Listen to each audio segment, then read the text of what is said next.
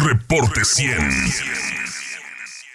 Y vamos a abordar el tema de la ley Ingrid, que recientemente en Sonora se publicó en el Boletín Oficial del Gobierno del Estado estas adiciones al Código Penal para poner en concordancia la ley Ingrid, y entraron en vigor sanciones para quienes difundan imágenes de cadáveres. Es correcto. A ver, ¿quién podría ser objeto o sujeto de estas sanciones? Que aquellos que por cualquier medio, así lo establece la adición al Código Penal, aquellos que por cualquier medio filtren, distribuyan o compartan imágenes amarillistas e indolentes de personas fallecidas. El fundamento de este decreto, el fundamento legislativo de este decreto es el de proteger los derechos de las víctimas y combatir la violencia de género mediática. Para entrar un poco más en la comprensión de este tema, que tiene una línea muy delgada entre lo que es esa motivación que llevó al legislador a poner en concordancia esta ley, que es combatir la violencia de género mediática, y el tema de la libertad de expresión. Hay una línea allí muy delgada. Para eso nos da mucho gusto recibir, ya tenemos en la línea telefónica a Silvia Núñez, representante en Sonora del Observatorio Ciudadano Nacional del Feminicidio. Silvia Núñez Esquer, qué gusto saludarte, buenos días, ¿cómo estás? Hola, buenos días, muy bien, ¿y ustedes? Muy bien también. Bien, Silvia, queriendo saber lo que ustedes consideran, la opinión respecto a esto, que de entrada es importante mencionar que una vez que entra en vigor la ley Ingrid, las madres buscadoras la llaman ley Mordaza. Vamos a escucharte, Silvia. Bueno. Sí. ¿No nos escuchas? A ver, un poquito para contextualizar, sí. Silvia, sí, por favor. ¿Qué es la ley Ingrid? Ok. Sí. Pensé que íbamos a escuchar a las madres buscadoras. No. Mencionábamos de cómo se creó a raíz de la aprobación, cómo entonces las madres buscadoras pues no están de acuerdo y tienen su postura al respecto. Pero sí, como dice Jesús, ubiquémonos primero en lo que es la ley. Claro.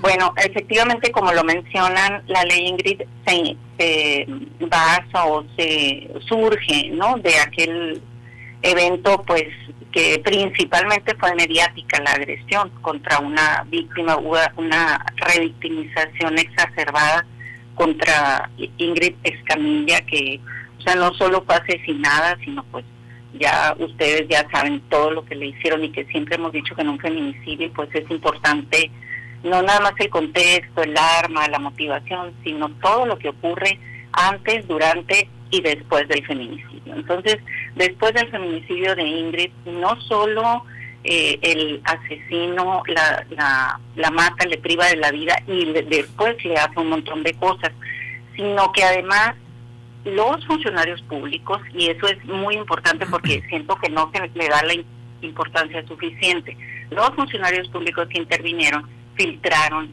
imágenes, filtraron información de la carpeta de investigación. ¿Esto con qué finalidad? Pues con esos acuerdos que se tiene con algunos medios que son sensacionalistas y que les pagan a funcionarios públicos que están en las investigaciones, pues para que les filtren este tipo de información, sobre todo gráfica. Entonces no hay un solo responsable, no son solo los medios, no es solo contra los medios las protestas que hicieron las feministas en su momento, y otra serie de actividades que hicieron, como el limpiar, por decirlo de alguna manera, esta memoria horrorosa que había quedado en las redes sociales, y ellas lo sustituyeron por imágenes agradables, por imágenes de la naturaleza, etcétera. Entonces, la ley Ingrid nace con esa finalidad de no revictimizar a las víctimas, principalmente en este caso de feminicidio. Pero hay que recordar que las víctimas son todas, no nada más las que son mujeres y son por feminicidio. Hoy día pues hay muchísima gente que fue desaparecida y después es encontrada muerta, ya sea inmediatamente o ya sea restos de años, ¿no? Entonces su nivel de deterioro es diferente, hay una diversidad, ¿no? Entonces, de acuerdo también a eso, bueno, es la la explotación, podemos decir, que se da a la imagen, ¿no? Bueno, eso por una parte.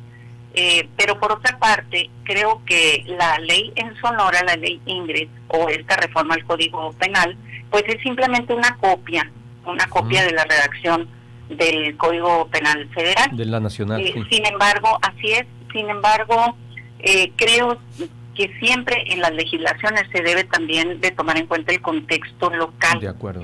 En el caso de la ley Ingrid en Sonora, obviamente estamos ante la presencia de un fenómeno de desaparición terrible. Estamos en los primeros lugares de desaparición de personas, mujeres, hombres, niños, de todo. Entonces, ¿quiénes son quienes han coadyuvado a que muchas de estas personas sean identificadas, sean encontradas y devolvérselas a sus familiares? Pues los colectivos de búsqueda, que además son ciudadanas, no son personas que nadie les esté pagando, no son personas que estén con condiciones, digamos, pues óptimas, ¿no? Si es que se puede hablar de condiciones óptimas en este clima y en este territorio desértico. Sin embargo, ellas lo hacen por amor a sus familiares, etcétera. Entonces creo que siempre los legisladores y las legisladoras deben de analizar el contexto y hacer su trabajo de legislar, no nada más de copiar y traer una legislación. Ciertamente tenemos obligación de armonizar cuando ya sea que se decreta una ley general o el Código Penal Federal tiene algún tipo de reforma que afecta a los demás estados, pues obviamente que se tiene que armonizar, eso es correcto. Sin embargo, tienen que hacer un poco más de trabajo y adecuarlo realmente al territorio y al contexto local. En este caso, creo que sí es un exceso el prohibir a todo el mundo el que tome una fotografía de una persona sin vida, porque si ustedes se dan cuenta, los colectivos de búsqueda, su motivación, y lo vemos en las imágenes que nos envían, generalmente es el amor, es esa necesidad que tienen de decirle a la otra madre, aquí está tu hijo probablemente, ¿no? Bueno. Entonces, ¿qué es lo que hacen? Toman fotografía de un tatuaje, de una ropa, de un zapato, de un cinto. Entonces creo que eso debió haber quedado plasmado en la legislación, las excepciones. Y no sucedió.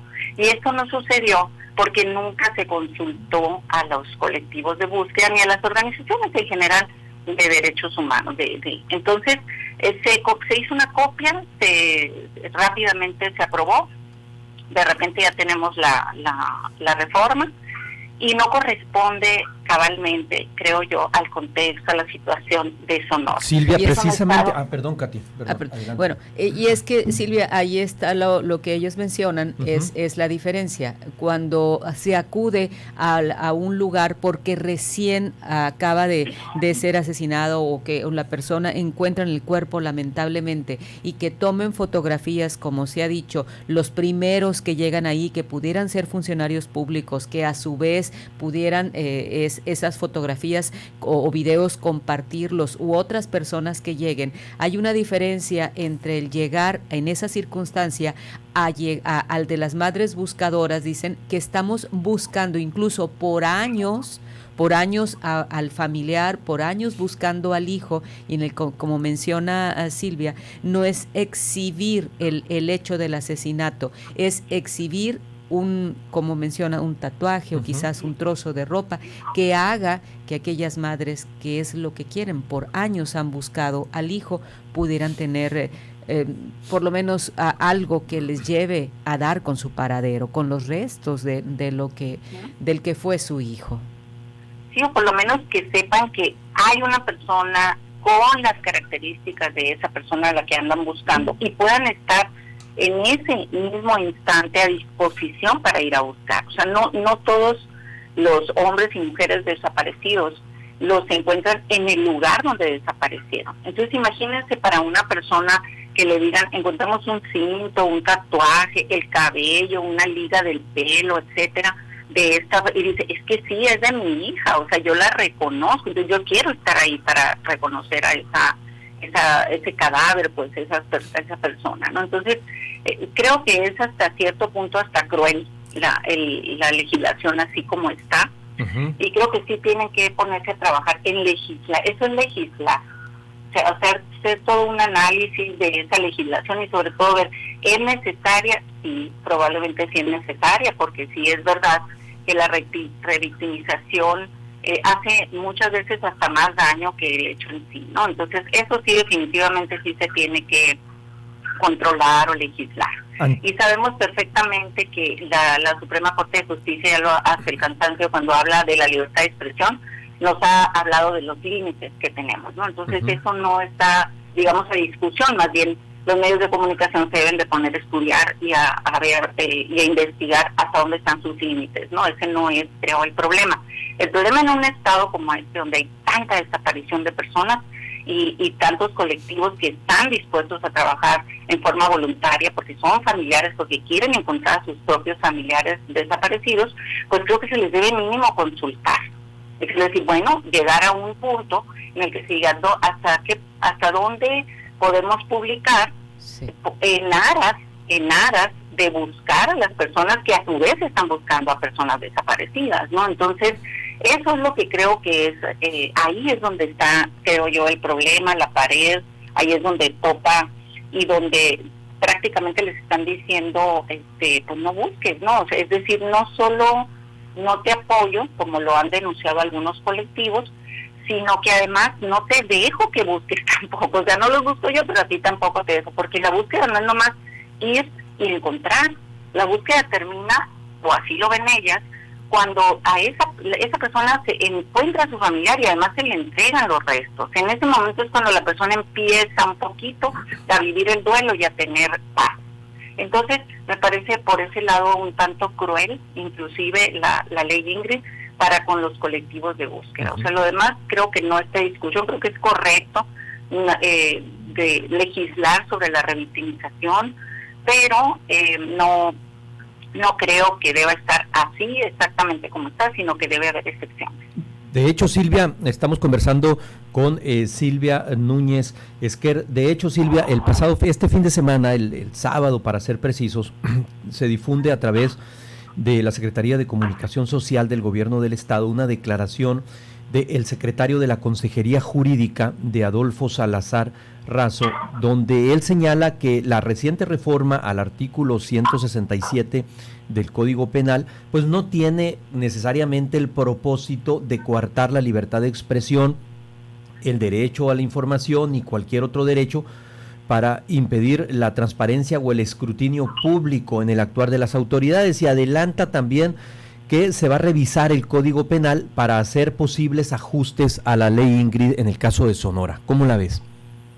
Sí vi las declaraciones, me parece correcto, pero en realidad quienes deberían de estar preocupados y preocupadas y trabajando sobre todo en lo que deben hacer son los legisladores y legisladoras. Es decir, ese es su trabajo, saber cuál es la legislación necesaria, qué actores deben de intervenir, así como cuando hay una reforma se le consulta a los actores que la van a aplicar o que de alguna manera van a tener algo que ver, como la Fiscalía, como el Poder Judicial, etcétera.